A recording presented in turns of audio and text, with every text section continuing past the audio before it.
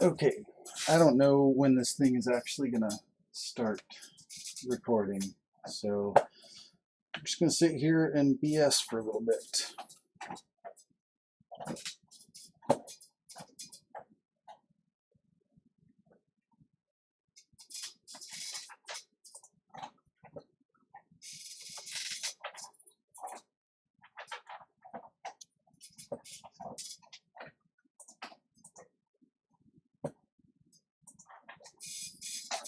So hopefully this thing has started now. Hey, this is Mark, and I'm streaming to the iPad Rehab channel from Florida tonight. I'm going to be going over an interesting Samsung job that I just got done with. The repair's already done, so I can't show the repair. That video will be on my channel, but I'm not posting it tonight. But I want to go over my thought process here. So this S7 came in, it had no image, and the customer said it had just stopped working suddenly. They took it to a shop who took it apart, and they tried a new screen on it, and it still had no image. So that's the story before it ended up on my desk. So the first thing I do with these is look for heat. A lot of times when the device is working properly and there's just no image, there's a short somewhere, and you'll be able to tell just by feeling for the heat. But with this one, there was no heat. There was heat over here at the PMIC, but these S7s run hot, so and it was booting up, so I know that's not going to be the problem. And then I wanted to look at this chip here, which is a DC-DC converter that is used in previous Samsungs for both image and I think camera voltages. And I checked all of his outputs, on these different coils and caps here, and it was putting out what it was supposed to. So, that's kind of odd. So the next thing I wanted to do was just see, this circuit is a bit different than any other Samsung. It's different than the layout of the S6 circuit. So I wanted to probe around and see, maybe there's other voltages that are needed here that were not present. So, I checked. I know that these pins down here at the end are usually image related. I don't think they're usually touch. So I started probing around and over around this guy, and I found that, okay, so this is definitely used, in some way with either image or touch. So then what I did was I have an S7 Edge known good. I don't have an S7 known good, so I can't compare. But luckily, the circuit is almost exactly the same. It's a little bit different, but it's really, really similar. So what I did was I checked in diode mode, red probe on ground, the big coils and caps. And what I found was on my good S7 Edge board, which is this one, I found that there was a short to ground on this coil right here. So, that obviously this coil is going to be talking to this chip for some reason. So the first thing I did was lift that chip to see if that relieved the short. And it did. And what I found was that this coil actually only talks to this chip on that pin and this one here. So, there was a short to ground on this coil, which is only connected to that chip and not anything else. So, lifting that chip relieved the short. But then I kind of had a problem because, this is the first time I've seen this particular chip, and it's not used in other Samsungs, so I don't have it in stock. But I do have my donor board, and I've lost the bad chip that I pulled off, so I can't show it.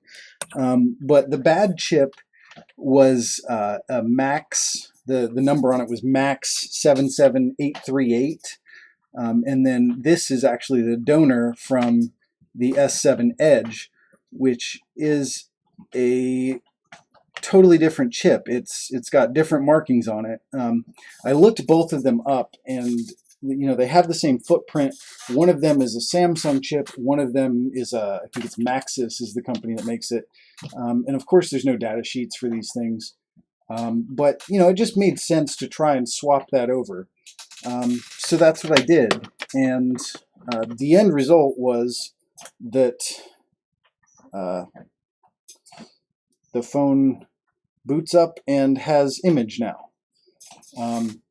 So, the point is, going into this without any schematics or, having ever worked on one of these boards before, you can just kind of use common sense and probe around and find, what's the area that you're looking at. And then, luckily, I had a board to pull from. But even if I hadn't had something to compare to, it would be really odd for a coil like that to have a path to ground. Every once in a while, you run into that on Samsungs. Some of their coils are connected to ground. I'm not sure what that's about, but not an image. So, yeah, I guess I guess that's it. I wasn't going to make this very long. I'm going to open up the stream here and see if we have any questions. Oh crap! I didn't change the title. We're gonna have to change that later. Whoops. So yeah, I guess I'm gonna look through the chat now and see if there's any questions from like 15 minutes ago.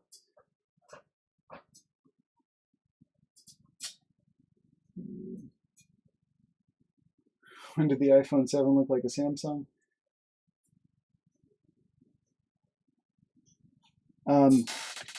So another thing is I'm thinking that possibly, the failure of this chip, because it just spontaneously failed, it could be something that ends up being a signature failure for these S7s and S7 Edge.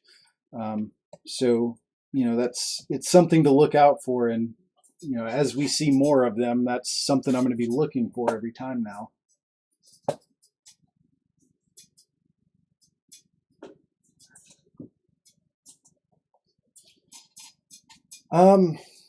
Yeah, I'm not as talkative as Lewis, and I don't have anybody here to converse with, so I'm afraid this isn't going to be quite as entertaining.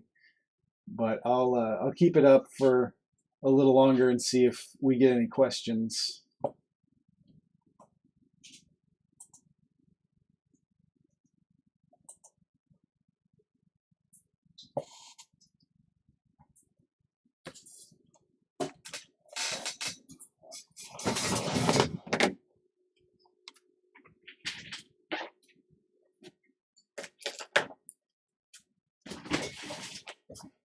See if I've got anything else to work on while I'm doing that. Got plenty of stuff to work on, but what do I want to work on while I'm live on camera? That's the question.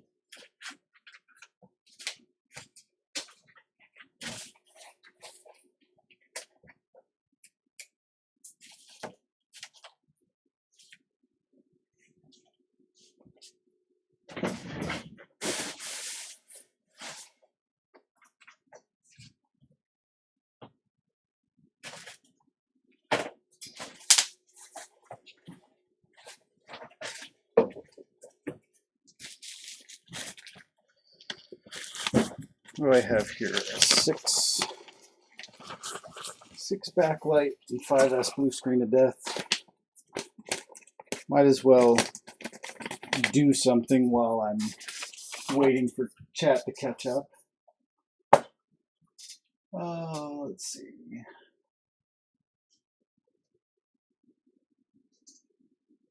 Do you have schematics for these boards? No, I don't. I don't have schematics for any Samsungs. There's some service manuals, but I've been spending a lot more time on the Samsungs lately, and what I've found is that the service manuals are basically useless. Sometimes with like a spontaneous chip failure like this, it could have come in handy because they have little flow charts of, measure for this voltage at this capacitor and that kind of stuff. But a lot of what I see is liquid damage data recovery, and the service manuals don't help with that at all. They, the damage could be anywhere, and if it's a data line that's down, they don't have troubleshooting for that. And they don't have the full schematic where you can see like the entire board view and the way all the circuits talk to each other, like the Apple ones. Oh, looks like somebody's already been in here. I don't know, that looks fine to me. Let's see, what else? Is that a Fluke 85V? It is a Fluke 115. It's my favorite multimeter. Did you move? You mentioned you were in Florida. No, I live in Florida. I just travel up to New York once a month to do the classes with Jessa, but I live in nice sunny Florida, and I always hate going to New York in February. Don't understand your working relationship with iPad Rehab. Do they mail you stuff, or do you run your own business? Yeah, so it's like there's certain jobs that I kind of specialize in, like long screw damage and any kind of iPhone 6 backlight stuff. Basically, like the more complicated stuff that some of the less experienced techs can't handle in New York, they ship those down to me and I fix them and then send them out to the customers. So yeah, I work for Jessa, don't have my own business. What mode do you need to have the multimeter on to check voltages on components? That would be DC voltage, which is the V with the dotted line over it. The V with the wavy line is AC voltage. So DC voltage. Let's see. Where the hell is iPhone 7? Yeah, I didn't change the title. Oops.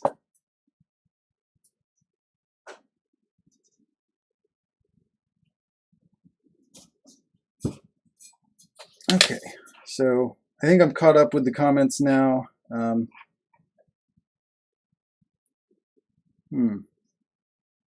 don't know what the deal with this board is. It says it's for BSOD, long screw, but those traces look okay from here. I don't know. We'll clean it up a little bit and see.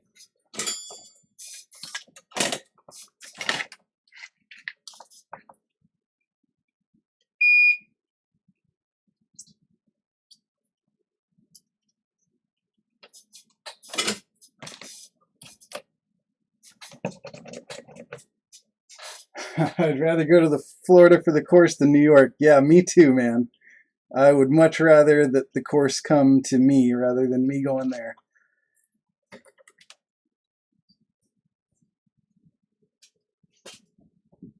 I don't know. I think this is not BSOD caused by long screw damage. Oh, it could definitely be from this guy, though. This compass I see. I know when he gets damaged, that can cause blue screen. Of course, that's not going to make for a very exciting repair because usually when he gets damaged, you have to do a restore to get it to work again. And FL11 there, he's another possible cause, but he looks okay. So hey, maybe I'll get lucky. I'll pull this compass IC off and see if it'll boot up.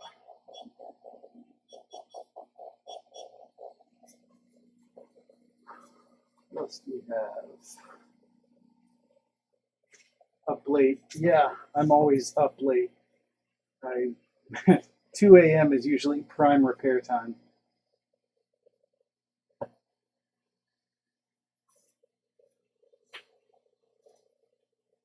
Paul Daniels, rodent or a cat?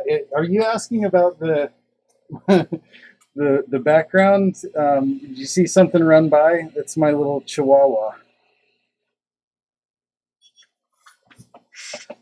All right, pull that old compass IC off, and let's see if this will boot up with no blue screen. That would be really awesome, but that's not how my luck ever goes.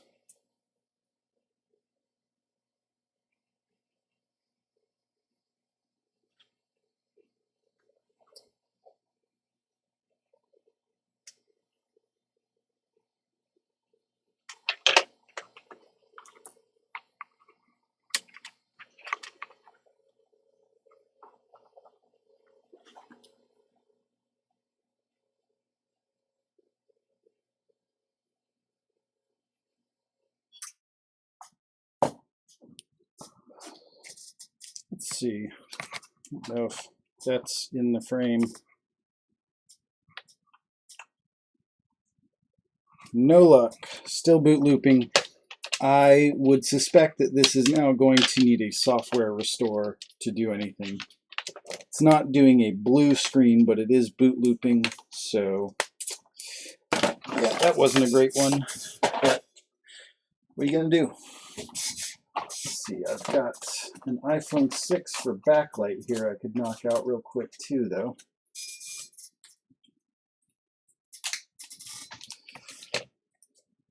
Oh, okay. That is not a backlight problem.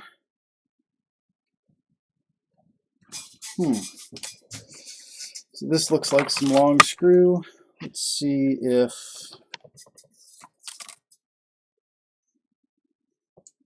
the 1.8 line is grounded. No, it isn't. So that's good. All right, we'll test this out. Let's see.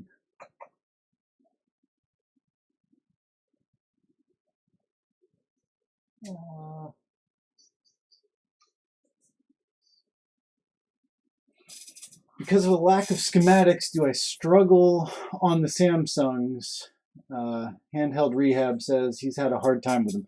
Yeah, that it is a struggle. I mean, it's been difficult. I've put a lot of time into going through known good boards and just taking measurement after measurement and logging all of it, all of my diode mode measurements, my voltage measurements, pulling chips off of good boards and seeing what kind of behavior I get and recording that, and then comparing that to the things that I have to work on. So it's the picture is starting to become more clear now. I'm pretty confident I could solve just about any image problem in the newer Samsungs. So I've still got a pile of them that are not booting, that have like weird issues that I've got to figure out, and it's a lot more difficult than it is with Apple devices for sure. Let's see.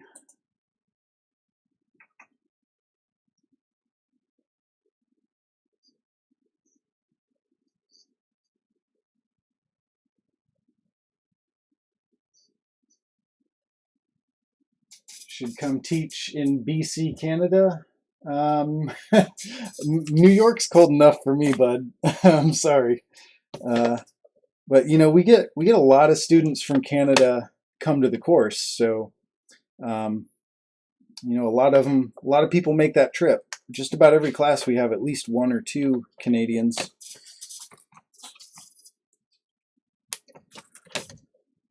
Oh, look. Well, I had it for a minute. Let's see if I can get it to do that again.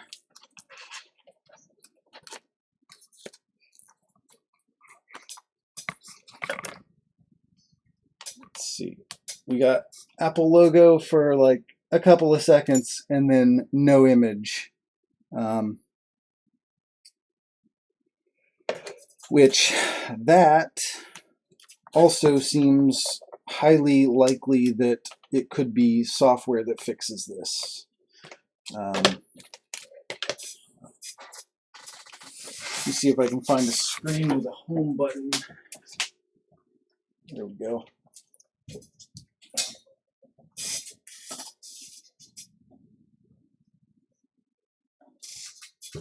See, Michael Paradigm. So if a Samsung screen breaks, it breaks internally. Where in Florida are you? So yeah, I mean, I think most people's experience with Samsung screens are that the LCD panel itself tends to break more often than the top glass. I think that's just because the LCD panels are a lot more fragile. And I'm in Jacksonville, Florida. Hopefully you aren't some weird stalker guy that's going to try to find me. So I'm going to see if I can get this iPhone 6 to boot up into recovery mode.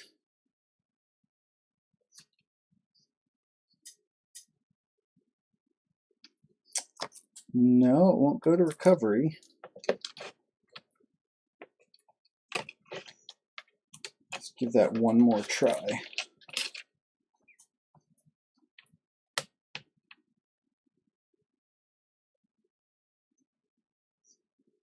The Apple logo doesn't go away immediately like it was before, though, so that's something.